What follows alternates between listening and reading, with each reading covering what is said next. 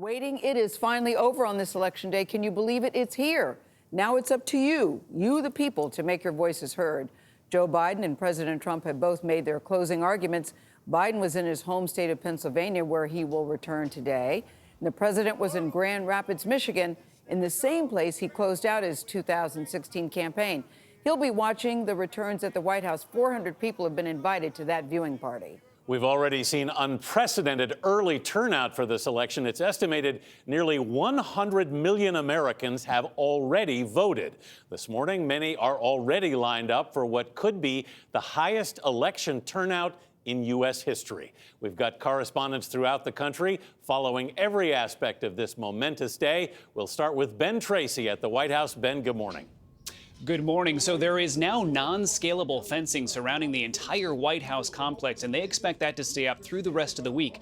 Obviously, what happens today will determine who lives in this house for the next 4 years, and the two candidates battled it out in the battlegrounds until the final moments of the campaign. We want to do it just like last time, but let's give me a little bit more margin than that, if you don't mind.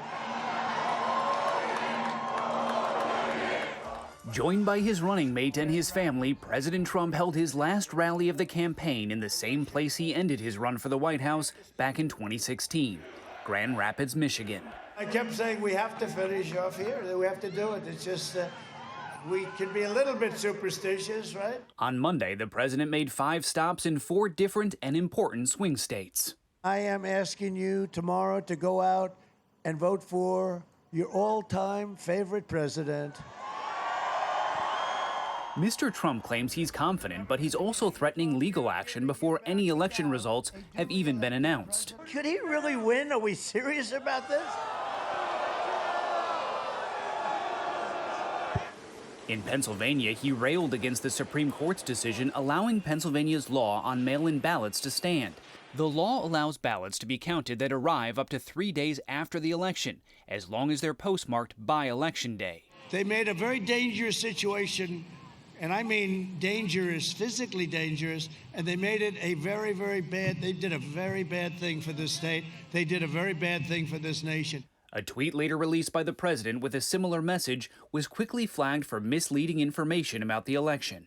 And there's a battle over the votes already cast. In Texas, a federal court of appeals blocked a Republican-led effort to invalidate nearly 127,000 drive-through ballots in heavily Democratic Harris County. The county clerk decided to close 9 of 10 drive-through voting sites to avoid further risk. The president seems to be trying to link any delay in the results to fraud, which could then result in violence. But it is important to note that it is not unusual not to have an official winner on election night. In fact, it never happens. While news organizations may project a winner, it's up to states to keep counting their ballots and then officially certify a winner in every state. Tony. Very important reminder there, Ben. Thank you very much.